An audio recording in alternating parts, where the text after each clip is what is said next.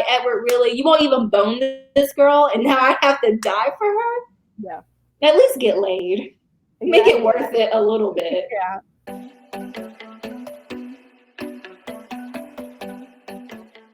Hello, friends, family, and everyone in between. My name is Kaylin Edwards, and today I am with my friend Becca. Becca. She is a fellow YouTuber, and she talks about books, she talks about reading, she does different reading challenges that I have not done and probably never will do because Was that Piper?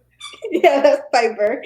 I'm not an avid reader like that, but I do write books, which is, yeah, I don't read as much, but I write books. Today, we are doing something different. As you can tell by the title, because I did add a title, we're going to debate whether Twilight was a good book or not. So the way that we have this set up is I'm going to say that Twilight was a good book, and Becca is going to defend and say Twilight actually wasn't a good book. I did reread it. I finished it. What's today? The 15th. Oh, I don't know if you can hear my dog now.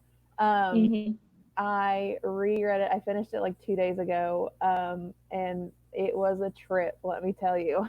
But it wasn't as bad as I was expecting. But it was certainly like not good. Not good in the way that it's been like hyped up over the past 10 years. Oh my gosh, probably like over that.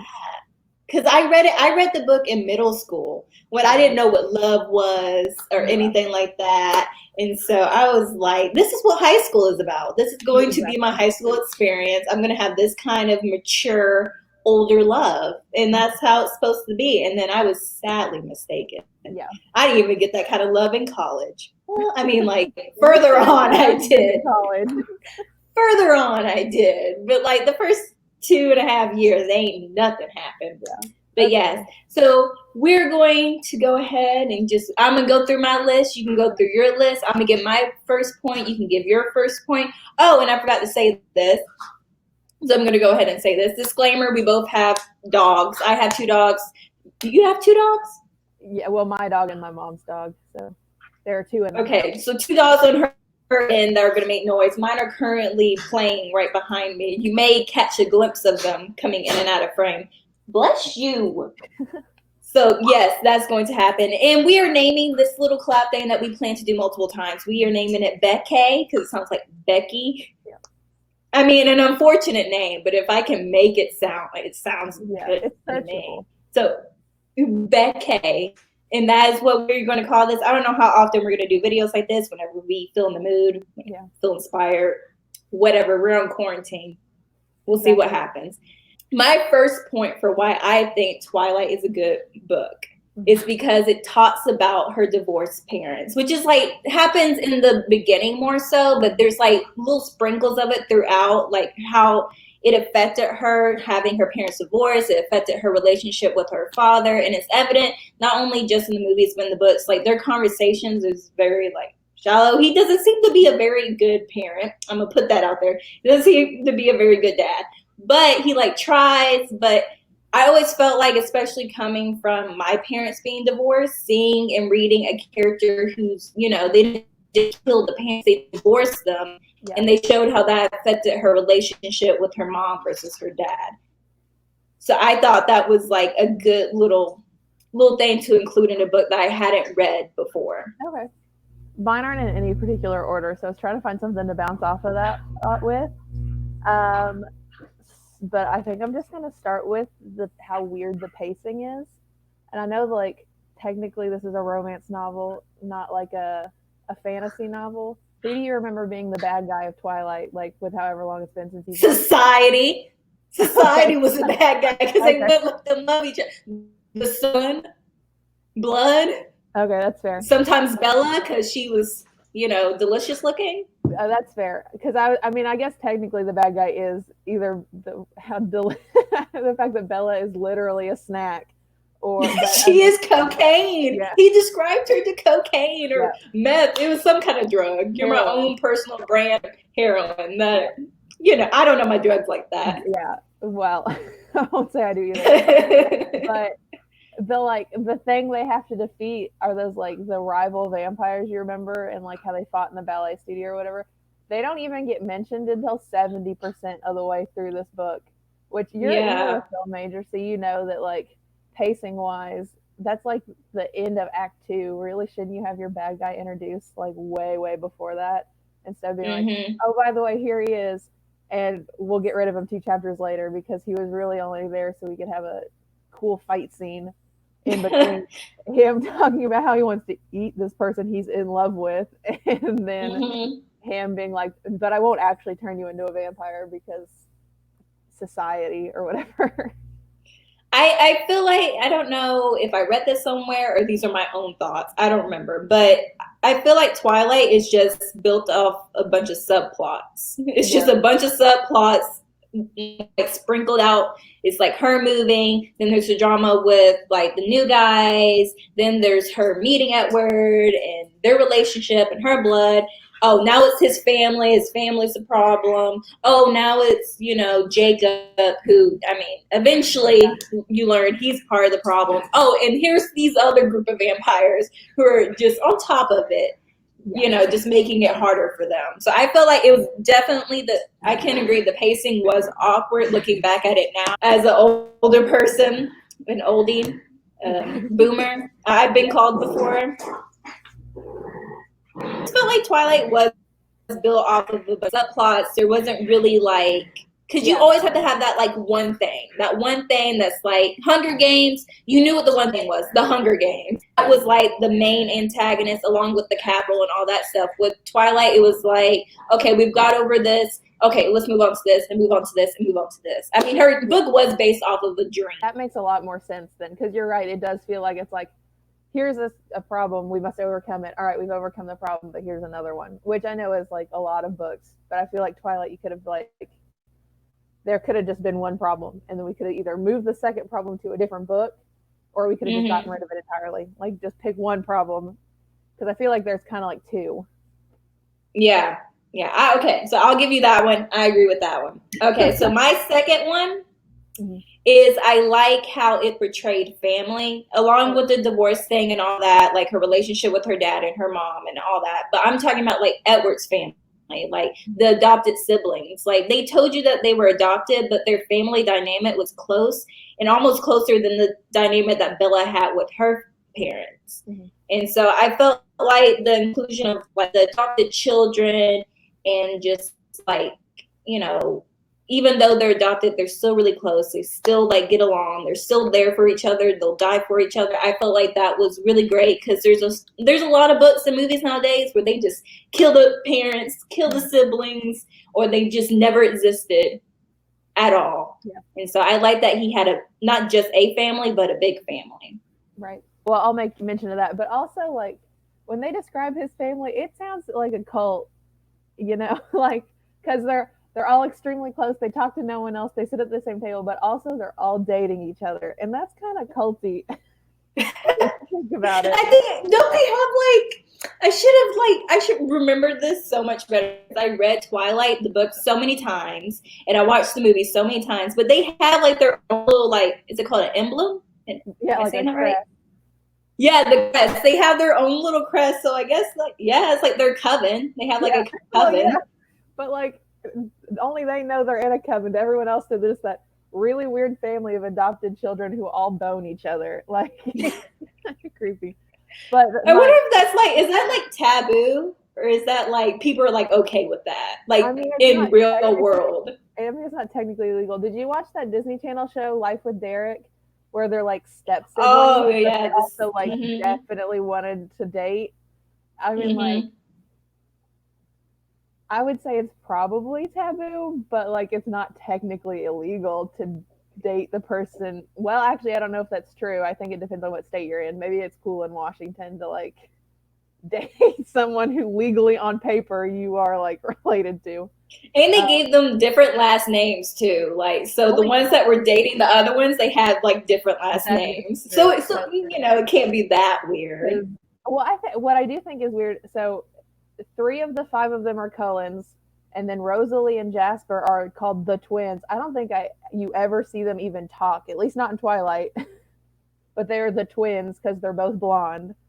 So the twins are the Hales, which is true then. So Cullens and Hales aren't dating; they just all live in the same so like the Hales are dating the Cullens, except for Edward by himself. But that wasn't even my point. The point, the bad thing I wanted to mention was how like you've got characters that are treated or like described like they're problematic or like they're supposed to be bad and dumb and unreasonable for being the only reasonable people. Like at one point, Rosalie, like when Bella is supposed to be escaping from the person who wants to hunt and eat her, Rosalie's like, yeah, I'm not going to help her. And you're supposed to be like, well, Rosalie's the bad guy. But Rosalie, like, Edward's been dating this girl for a week, like literally a week. And now she is possibly going to get half of Rosalie's family killed. Not to mention this girl knows they're all vampires and so could prevent, like, possibly, like, get them all killed or sell them out or this, that, and the other. But you're supposed to be like, well, Rosalie's bad because she won't help Bella. When really, like you said, Rosalie is very close with her family and cares a lot about her family and doesn't rando get them all murdered. Yeah, that was the thing with the book being first person. You only really got her point of view, and you never really got to know Jasper and Rosalie, or even Emmett. Definitely not Emmett. You really didn't get to know them at all. But they were always there. They were always involved some way or another. But they didn't really have, I feel like, personalities. They lacked a lot of depth to them. And yeah, I agree. Growing, like when I was reading it in the beginning and watching the movies, I was like, Rosalie's such a bitch. Yeah. But then if I have to really put myself in her shoes, I'm like, okay, it's like this random girl that you want to eat is causing all this drama, and now we have to defend this hoe? I don't even know her. Exactly. And they have a lot that they're putting on the line because then, you know, you learn about the Volturi. Am I saying that right? Volturi? You learn about them and you learn, like, you know, people can die from telling humans that they're vampires and stuff like that. And it's like, Edward, really? You won't even bone this girl and now I have to die for her? Yeah. At least get laid. Yeah. Make it worth it a little bit. Yeah. Number 3, I put innocent love, not centered around sex, but love and consent. And consent not really from her, but from Edward. Edward giving her consent for them to have sex because he doesn't want to. And she tries on multiple occasions. Yeah. But she tries to, like, initiate it. And I think not only with him, like, not wanting to kill her, but also he, like, doesn't give her that consent. And she respects that to an extent. Mm-hmm. So but I also like the presentation of just the innocent love because I feel like nowadays a lot of television shows, especially with teenagers, which is weird now that I'm 24, watching these 15, 16-year-olds having sex with so many people. And it's like, dang, I was not into that when I was like 15, 16. I was like, they're doing like these mature things and it lacks innocence. It lacks just like that love. It's more just about, you know, having sex. Right. I mean, that's not so much innocence as Stephenie Meyer's Mormon sex guilt, but I'll give you that. See, I didn't know that growing up. I didn't know what her background was and all that. Like, Stephenie Meyer, I have some issues with her because the director of the first one, I should remember her name. But anyway, she wanted to make Alice Asian. And Stephenie Meyer was like, no, that's not what kind of book this is. I'm like, what's that even mean? She did that. So, like, and she said, the director said that she had to fight for Laurent or whatever to be a black man because Stephenie Meyer didn't want that. Huh. So the author has a lot of issues, yeah. But I'm trying to separate the author from the book because I don't like the author, but I like the book. You are right, though. Bella does just try so hard to get that D. Not like tries so hard.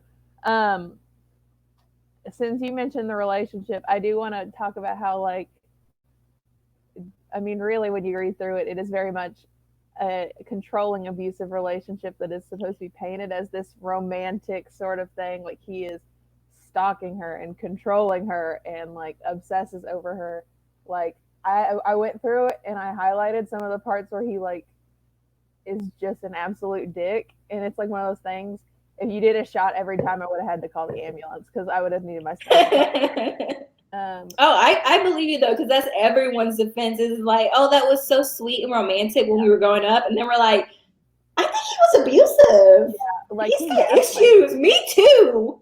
Yeah, like he gaslights her all the time, or he just ignores her, or talks over her, or does this, that, and the other, and you're like, if a man even thought about talking to me like that, it would we would be done, over, finished. I wonder though, just like thinking of it just from the book and not Stephanie Meyer, but like the book itself, I wonder if that has to do with the age difference. Like if I was over 100 years old and I'm stuck in a 16, 17-year-old body and I'm dating another person who's 16, 17, would I just automatically feel like because of my age and my background that, you know, I have this authority over this person, along with the fact that I could kill them in any instance? Not to say that it's right, but I feel like that was also part of his superiority over her.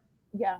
That was actually a separate point that I made about the age difference. I'd actually made a note somewhere, and I'm trying to find it again, about how, like, it almost kind of implies that once they're bitten, they're, like, stagnate, like they stop developing, which I think is interesting or weird depending on, like, where you fall on it. Because I find it really, like, I find it a huge problem anytime he refers to someone else who is her age as being a child, because, like, if they're children, then she is too, bud. Or, like, but, like, if he does, like, mentally kind of stop as well as, like, physically stopping aging, then he's also only 17 or 18. And if, like, he's not really bringing anything else in mentally, or if he's not, like, becoming more mature, then I don't know if that makes the age gap better or not. I mean, it definitely makes the fact that he keeps calling people children, and then is also like, but I would eat you, like, a little bit problematic. I don't know how that works, and I don't know if she ever planned to, like, how that makes sense, because I don't know if he mentions that he has a bunch of degrees because he went to college a bunch of times and he has a degree in X, Y, and Z. He's damn near a doctor himself. So I wonder, I don't know how that works on a psychology level. I don't know. I just thought their bodies stopped aging. Yeah. But I mean, but he can still produce sperm because eventually they have a child. Yeah. I do think some of it, like some of the, why, like, his, like, controlling this comes off as almost romantic. So I do think it's kind of like, because I don't know how old she was when she wrote this, but especially since so much of it does, like, live in this sort of, like, Mormon sex guilt, that it's almost like this sort of adult fantasy boyfriend that I feel like a lot of, like, coming into adolescent girls have, like, which I think is why this related so much to, like, because I know I read this in middle school, and I think you said you read it in middle school too, like, where you're just starting to, like, develop and figure out, oh, hey, like, it's weird to like people, where they know what you want and they know what they want and they're gonna get it. Because he, like, I just don't think she does a good job of it, but I think it does have a lot of tropes that make sense when you look at it from, like, that perspective. Because he's got this line about how, he says, bring on the shackles, I'm your prisoner, which is not a great line, but does remind me a lot of Labyrinth, which I think does this trope so much better. But that could just be because I'm an absolute Labyrinth, like, stan. Because in that, also, it's got David Bowie. So if you haven't watched it, to your audience and to you, I recommend it. I haven't watched it, but I thought you were talking about Pan's Labyrinth at first, and I was like, that's a good movie. It is a good movie. I know I'm talking about Jim Henson's The Labyrinth, which is also an excellent movie. It's got David Bowie, great soundtrack. But he's got this line that's like, fear me, love me, do as I say, and I will be your slave, which I think has, like, the same vibes. Like, this guy who is older, I guess technically Edward is older since he's, like, 100 years old, even if he doesn't look older, who, like, is actively pursuing her and is, like, somewhat controlling, but in a way that is supposed to be viewed as romantic, because he knows what he wants and he knows what you want, and he will make, like, even if you aren't willing or ready to pursue it yourself. So it is predatory, but predatory in a way that I think a lot of young girls who don't really know what they want and aren't experienced are interested in. I just don't think Stephanie Meyer did a good job with it, if that makes sense. Yeah, I actually made a note somewhere about that, because I know that was such a big thing for people, especially, like, those who were anti-Twilight just to begin with. Yeah. Like, how weird and abusive and just awkward the entire relationship was in the books and in the movies. Mm-hmm. And I said that a lot of the reason that, for me personally, that I claimed onto this was because Edward was safe. Because he had the power and he could hurt Bella, he chose not to. Yeah, and I think Edward represents, especially for younger girls, middle school, whatever, when you read it, he represents, that father figure or that male figure in your life that has hurt you, because they did have that power, but Edward has that power and chooses not to. Yeah. And I think that's why we cling to that, because it's like, all these other guys, they take advantage of you. They know that they can get something out of you and just leave you. And he sits around, and it's not centered around sex. Yeah. Well, and I think that's why Bella wants to be a vampire so bad. Like, almost like it's almost like Little Mermaid in a sense, where like she's less interested. Well, she is very interested in Edward, but she's also very interested in this idea of becoming what he is. And I think, and as I was rereading through Twilight, because I hadn't read it really since like middle school, I've forgotten how much we just like, it just casually drops in that like Bella almost becomes like a mom to Charlie. And I like Charlie, like her dad, but like she's making dinner every night and she's doing laundry every night. And she's 17. Like she has like been through, like, you can almost like read this as like a lot of neglect. She has become this like sort of self-parental figure. And so I can really see why she would want to be a vampire, to sort of like pursue this own power that like she can take care of herself. And I don't think Stephanie meant to do that, but like if you kind of pick up some of those accidental clues, it's like, oh, it makes a lot of sense that this girl who was neglected for so many of her formative years by like parents who weren't able to take care of herself, that she would want this like superpower where she can like do whatever she wants and take care of herself. And she even makes a couple comments about like she never felt like she belonged in this world. Like she always felt different from everyone else, and that was one of the things that drew Edward to her. Not only could he not read her mind, but he was like, you seem far more mature, you don't seem like your average 17-year-old. And she's like, yeah, I just feel so different. So I think she was probably chasing Edward along with his lifestyle. Well, the thing is, like, with Twilight, it's so hard, I feel like, to determine if it's a good book or not, because like certain notes that are good in like one light, but then if you kind of like tilt your head to a little bit, you're like, but I don't know about that. Like the whole romance thing, like you said, it comes off as like abusive and controlling, but then in another light, it comes off as safe, and it comes off as secure and innocent, I guess, at times. Something that I put was that I felt like Bella, even though she's a terrible character, I am not going to lie, and Emily can fight us all day about Bella being a strong, independent woman because she does X, Y, and Z. I don't care. Bella, I've heard half of the argument, and I walked out. So I just feel like Bella is so shallow. She's not really a character, which sounds like a negative, but it's also a positive for the readers, because someone like me, I ain't a little white girl living in Washington with a cop dad. Like, I can't relate to her on that aspect, but because she's so shallow and she doesn't have a personality, when I was reading it, I always projected myself into her. And it was easy for, like, if she said something, that I could put my own, like, voice into it, which I think is another reason why people love it so much, because they saw themselves as Bella. Bella wasn't like a character where it's like, she's nothing like me, I can't relate to her, she just says things I would never say. No, Bella said, like, very shallow, just typical stuff a lot of the time. And so it was easy to project myself into her as a character, even though it was terrible writing sometimes. Yeah. No, I agree. I think, because I have a point very similar to that in mind, and it's like literally anytime Bella even approached having a personality, like Stephanie just balled up that personality and yeeted it. It's like, I don't know. You can have one opinion per chapter, and this is it for you.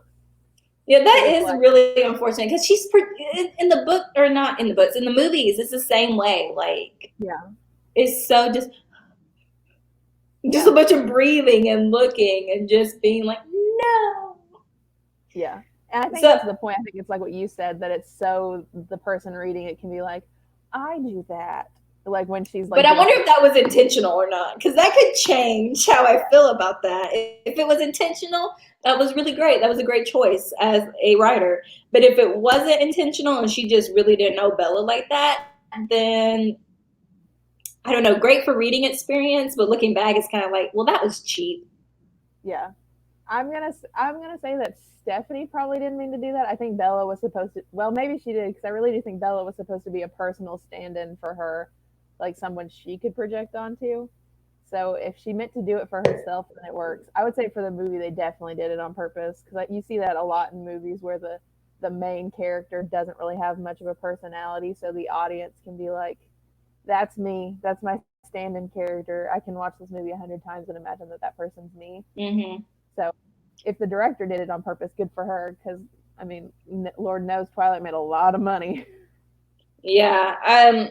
I know 50 Shades of Grey, which was like a fanfic off of Twilight and stuff like that. She does that same thing pretty much with her character. I think her character has like maybe a little bit more spice on her, but like her character too is just very shallow. And it's the same in the movies with her too, just very shallow. And she based her character off of Bella, which I think is another reason why 50 Shades, along with all the sexual stuff, was also very, good for people to read, because it was easy to just place yourself in her. And she was, the typical brown eyes, brown hair girl. Yeah. So covered a wide range of people. Yeah. But yeah, I do think either it was lazy writing or character development on Stephenie Meyer's part, or it was really great, just like, I don't know, marketing or strategic move to just make Bella just as shallow as you can. Just very. I mean, her personality is like this, I'm not like the other girls sort of bookish character.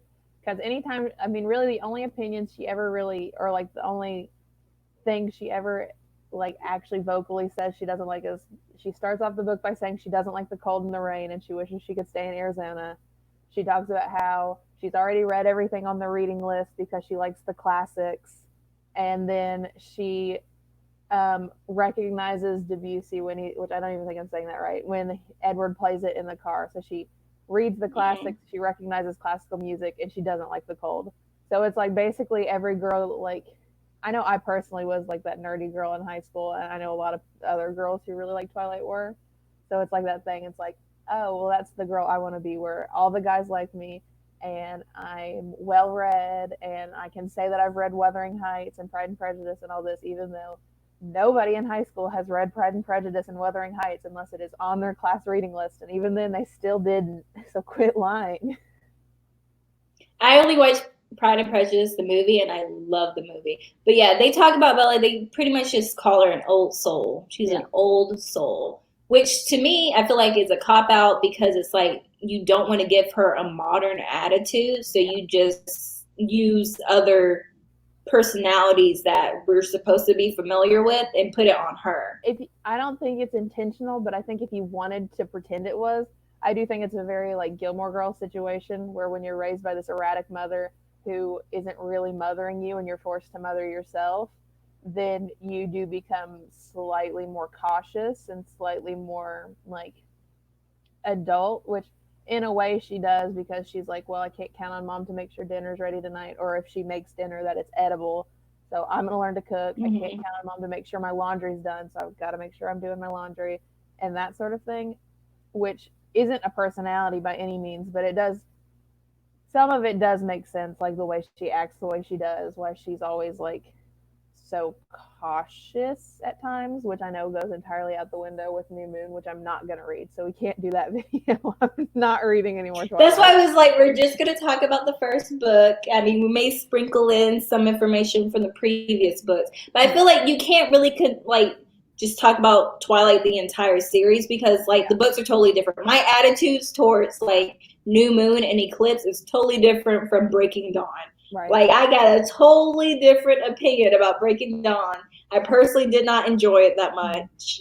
It just felt like she was rushed for time and she had to end the book some kind of way. Insert child, insert, 17-year-old boy falling in love with an infant baby. We gotta give him a love, and it's gotta make sense somehow.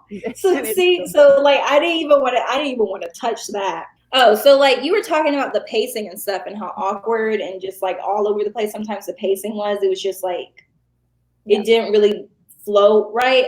But I said like Stephanie Meyer did a really great job of making like mundane experiences very fascinating, and you could keep reading.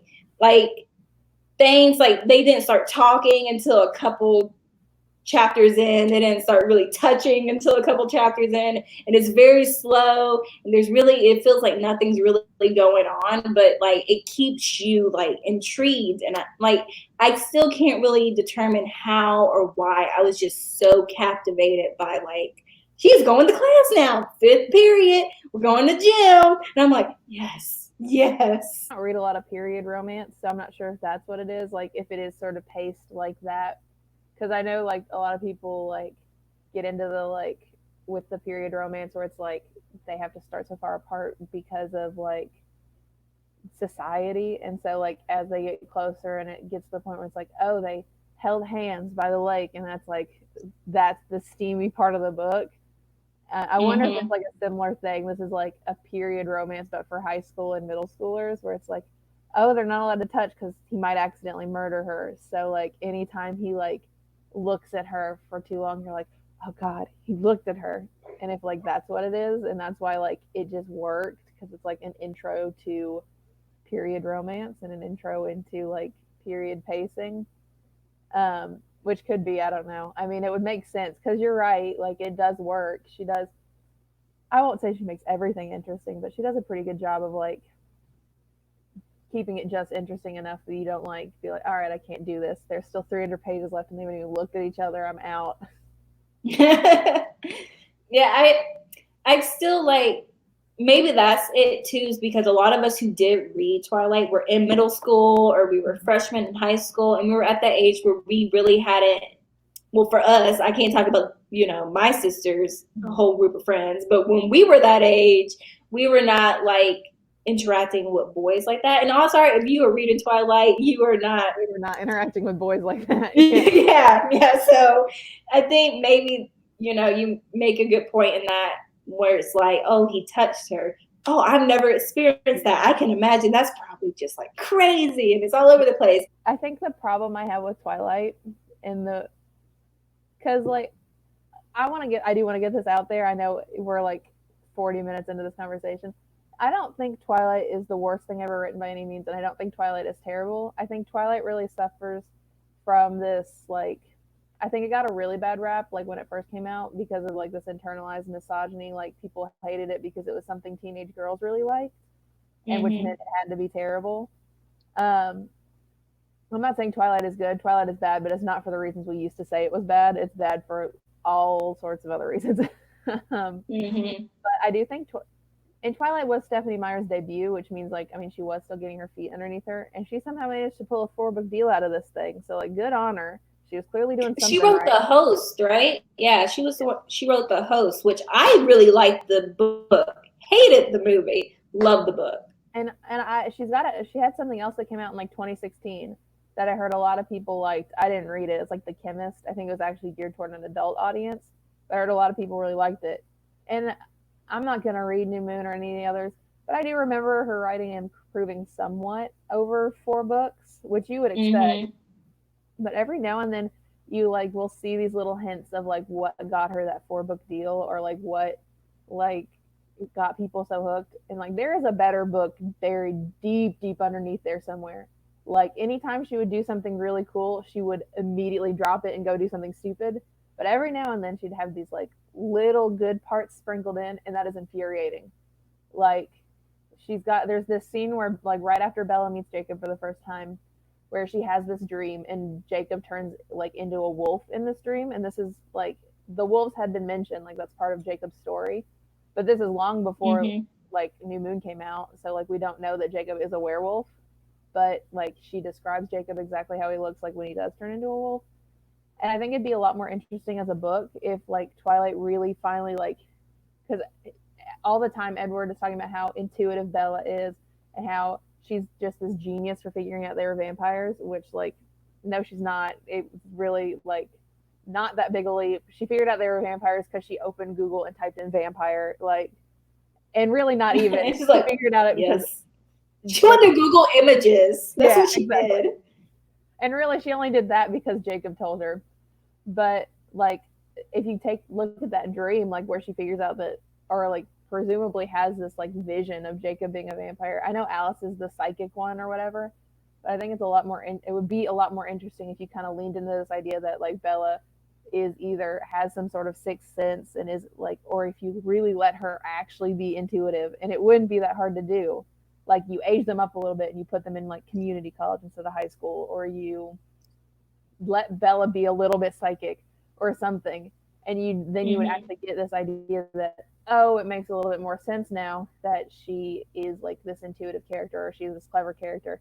But then that would also require her giving Bella a personality. So I don't know if she was ready to lean that far into it, but like just every now and then you get this little plot drop or this little thing, and you're like, oh shit, is Twilight good? And then she's like, no, don't get it twisted, it is not. But it could have been. I get that too, because literally at Breaking Dawn is when you find out, Jacob and them aren't really werewolves. They're shapeshifters.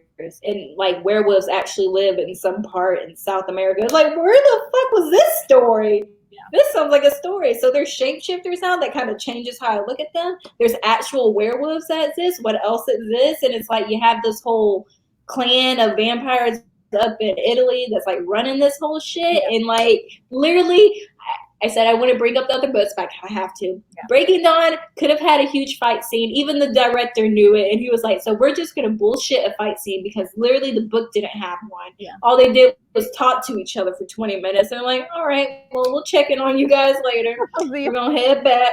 See ya. We just traveled all the way here with 100 vampires to slaughter you guys. But, you brought this one kid and you seem interesting. We'll let you be. And it could have been so much. It could have been interesting, and it could have really pulled in drama. But like you said, her background and stuff like that, I'm sure played a part into why she kept it very just mellow and just very chilled. And it being her first book, and like it got denied so many times, which I mean, like happens. It's reality for a lot of people going through the publishing process. But yeah. She could have added so much more to it. Yeah, it has potential, and it makes sense that as a debut, it wouldn't necessarily fully live up to that potential. As like catty as that kind of sounds, that like most debuts have problems because you're a beginning writer. This is the first thing you've tried to get published or whatever, and sometimes in publishing, even the good things in a book like get twisted or changed, or like elements of a book get twisted and changed because like either your publisher doesn't think it'll sell or whatever. But like this just very obviously doesn't seem like something that got changed later. It seems a lot more like she wasn't confident enough in herself to like fully lean into it. Either that, or she like maybe it's an example where she was like writing and unintentionally included this detail and then just decided to keep it instead of living like going back and rereading it. It was like, oh hey, that's really cool. I should like expand on that more. Instead she's like, oh, that sounds nice, and then just kept going with whatever she had plotted out instead of like this little gem she accidentally uncovered, Mm-hmm. I don't know, because it makes me wonder, like, after the first book got published, like, had she already started working on New Moon, or was New Moon something that was like, okay, this book sold really well, so we need you to push out New Moon? Because I know that happened with Divergent. That author, like the last book, it was like she was on a time crunch, and you reading the book can like feel like she really did not have a direction for how this book was going to end. It was all over the place, and I hate the last book of Divergent, which is like, I don't know, Descendant. I forget what it's called, but like I like the first two books of Divergent, but then the last one is like you could feel that the author just could not tie everything together in the way they wanted to because they were on a time crunch. And I wonder if any of that affected the kind of direction she was able to take, because I don't know if she's big into world building. Because even the host, when she wrote the host, even though it's aliens coming and taking over, world building, like you stay in this one little cave thing for majority of the book. You don't really leave it. And so she doesn't have to do that much of world building in the host. Yeah. So I just wonder if that's also another reason, is because a lot of people are afraid to go into world building and doing all that extra stuff and trying to make sense of everything. But like you said, it could have been the thing where she was like writing the first couple of drafts and she had put this and she just kept going. And she didn't realize that she could have like digged a little deeper into it. I tried to like come up with like a consensus of like how Twilight is, whether it's a good book or whether it's a bad book, since we're debating it. Yeah. And I forget what did I put? Okay, so I'm gonna change that. That's not right, because I was gonna say it wasn't a good story. It's not good in terms of the story, but the who it was meant to tell the story to was good. So I mean, the story isn't for me. It's for me when I was 13. Yeah. So in that term, it was a good book. But as an adult who like knows shit now, I don't want to say it's a bad book. I really don't, because I just feel like I'm stomping on my childhood. I went to like when the second movie New Moon came out, like I went with the Team Edward shirt on. So like I can't do this to myself. I can't like believe that I did it all for nothing. So I don't want to say it was a bad book. I just don't like the author. I'll say that. I really don't like Stephenie Meyer. As a person, I don't like her. That's fair enough. I think it is a book that had a lot of potential. And from a nostalgia standpoint, I think Twilight did some things that had not yet been done in YA to that point. I think it really opened up some new ground. Vampire craze. So many vampire books. Off the vampire craze. But not like, and I think by kicking off the vampire craze, she did kind of start to introduce this idea of a more mature YA than like existed yet, and like sort of ushered in this idea of like new adult. I know all of Stephenie Meyer's stuff does tend to be very innocent, which I'll blame on that Mormon sex guilt again, which is not Mormon exclusive. That's sort of very religious sex guilt. But like when you get books that like came after Twilight, like Vampire Academy and that one series I think was called Marked, and they were definitely a lot more adult and a lot more like unafraid to go into this more sexual like territory and area, which I think worked for the people who were older and into Twilight, or who were then leaving the Twilight era and needed something more mature. Yeah, because then you saw the movies like Vampire Diaries and then True Blood. Yeah. Literally, they take some of, well, I know those are based off of books themselves, but like I believe that the hype and all that and why they did so well was because of the hype in Twilight. Yeah. In this whole like human vampire love. Mm-hmm. Yeah, so like I said, I can't come up with a consensus. I don't think it's fair because the way that I don't like the author. I feel like the book did set new ground, like you said. It did like inspire a lot of new writers, and Twilight is not a great book. Yeah. But it's not a bad book. It's an okay book that was really well marketed to the right people. Exactly. Yeah, I think that's fair to say. Okay, well, we can leave that at that. Because the people who marketed Twilight and were able to get it to the audience that they needed to get it to was like, they did their damn job. They did. That's the kind of marketing team I want, especially when the movies came out and all that. That was a great marketing team, great soundtrack. Everyone, even if you don't like the movie, like a lot of people love the soundtrack. It still listens to some of the songs, not knowing that the song was part of the Twilight soundtrack. This is like the last point I have on my page, and it is how literally every character in this book is more interesting than the people we're supposed to focus on. Like, true. I know they don't mention. I like Alice and Jasper. Their story was so good. It could have been so great. I even mean like backstory wise. Like, I know they don't really mention Rosalie's backstory until like Eclipse or Breaking Dawn. Not to bring those into it, but like she gets turned into a vampire, puts on her wedding dress, and murders her rapist fiance and all of his friends. And I would read 1,000 pages of Rosalie just murdering people because it's great. Or I forgot Alice's backstory is mentioned in Twilight, but she was like presumably psychic as a human, gets locked up in an asylum because it's the 1920s, and then like gets electroshocked, and whatever vampire turned her was presumably a doctor there, because they say that he like broke her out of prison and turned her, and that's why she doesn't remember her past, is because of all the electroshock therapy and all that, and the fact that she was locked in this cell. Would read that too. It's like, and then Emmett was just killed bears for some reason in the mountains. He was just a mountain man who fought bears. Would read that. And then we've got Edward, who got sick, and so he got bitten, and then spends the entire time he got sick. he got the Spanish, which hits a little too close to home right now. He got the Spanish the pandemic, and then he got bit, and then he was angsty about it for 100 years. Like, I don't care, Edward. Like, he was triggered because he got the flu. Exactly. The flu triggered him for all his life. Yeah, and then he spends the rest of his life complaining about how he's a monster. It's like, no, you just have superpowers. Shut up. Like, you're such a drama. Yeah, he complained because he was like, Bella, I've killed people. He literally killed murderers and rapists. Exactly. You're guilty about that? I know. It's like, I don't think so. Get over yourself, Edward. And he knows they were bad people because he could literally read their minds. It's like, oh my God, just like stop. I don't care. Yeah, I had fun recording this. You made really great points. Like I said, I can't deny it, because the only reason I don't want to admit to Twilight being a bad book is because of the impact it had on me as I was growing up. And I'm biased. I'm biased. I really am. Which is fine. At least I'm biased with the book. Else you want to add? Nope. Say, okay.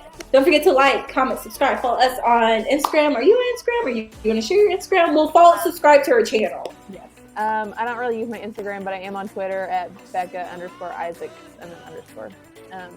So I'll send you the link. You can include it in the description or whatever. Yeah, and I'll also include her channel name in this, of course, along with it being in the description if you guys want to check out her videos. And we will definitely do this again at some time. I don't know what we're going to talk about, because I can't get any books sent to me right now. So we will figure that out, and we will see y'all next time. Bye.